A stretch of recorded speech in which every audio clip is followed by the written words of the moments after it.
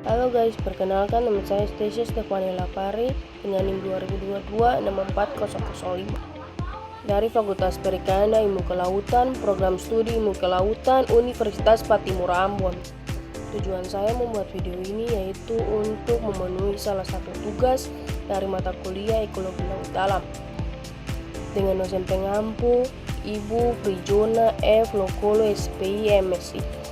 Topik yang akan saya bawakan pada video ini yaitu tentang distribusi organisme di Laut Banda. Sebelum kita masuk pada pembahasan tentang distribusi organisme di Laut Banda, sekilas kita mengenal tentang Laut Banda. Laut Banda terletak tidak jauh dari Kepulauan Maluku dan masih menjadi bagian Samudra Hindia, namun terpisah oleh beberapa pulau besar dan pulau kecil, serta Laut Halmahera dan Laut Seram. Laut Banda dikelilingi oleh beberapa pulau sekaligus sebagai pembatas laut ini, yaitu Pulau Sulawesi yang berada di bagian barat Laut Banda, Pulau Buru dan Pulau Seram di bagian utara. Terdapat Kepulauan Watubela, Kepulauan Kei, dan Kepulauan Aru di bagian timur, serta Kepulauan Tanimbar, Kepulauan Babar, Kepulauan Damar, Kepulauan Leti, dan Pulau Wetar berada di bagian selatan Laut Banda.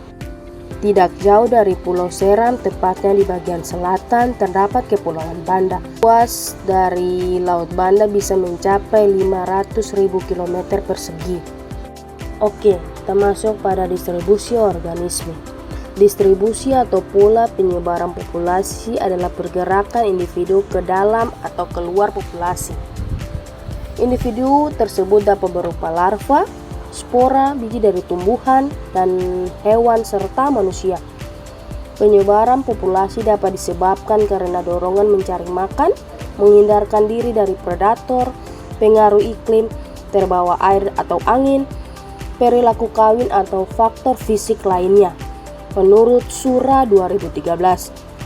Pendapat lain mengenai distribusi menurut Krebs 1978 dan Febriani 2014 mengatakan bahwa permasalahan dasar ekologi adalah penyebab adanya distribusi dan kelimpahan organisme. Setiap organisme hidup dalam suatu ruang dan waktu dianggap sebagai sebuah kelompok. Oleh sebab itu, distribusi sangat berkaitan erat dengan kelimpahan.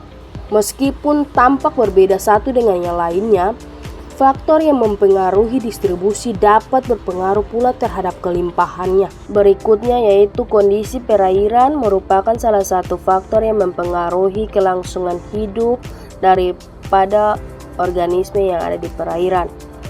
Yaitu ada suhu. Suhu merupakan salah satu parameter kualitas air yang dapat mempengaruhi kehidupan, pertumbuhan dalam proses metabolisme organisme.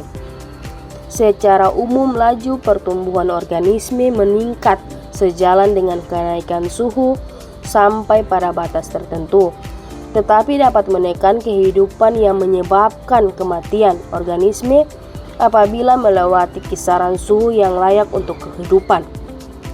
Yang berikutnya, salinitas. Salinitas dapat mempengaruhi proses osmoregulasi organisme yang hidup dalam perairan. Organisme harus menyesuaikan diri dengan tekanan osmotik lingkungannya. Jika salinitas berada di luar batas toleransi organisme, maka akan menghambat pertumbuhan dan perkembangannya. Yang berikut ada derajat keasaman atau pH. Air laut merupakan buffer yang besar sehingga bersifat sebagai larutan penyangga yang dapat menampung kelebihan asam dan basa sehingga pH air laut stabil.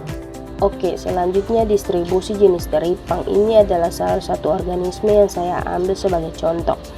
Teripang atau Holoturoidea merupakan salah satu spesies Echinodermata yang mempunyai nilai ekonomis tinggi yang terdapat di Kepulauan Banda.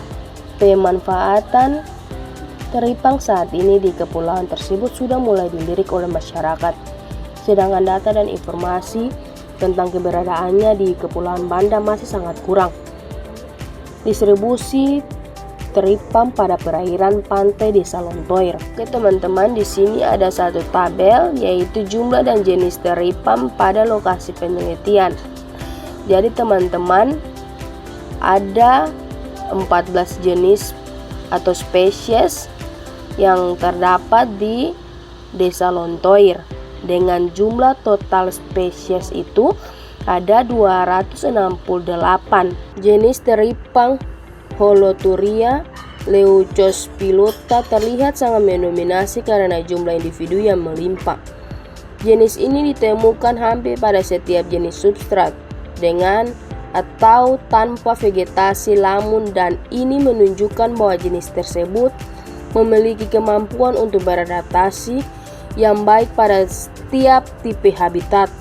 Hal ini sesuai dengan pernyataan ASIS 1995 yang menyatakan bahwa teripang jenis Holoturia leucospilota memiliki daerah penyebaran yang relatif lebih luas, yaitu selain di daerah tubir dan lereng terumbu, teripang ini juga tersebar di daerah pertumbuhan alga dan juga zona lamun.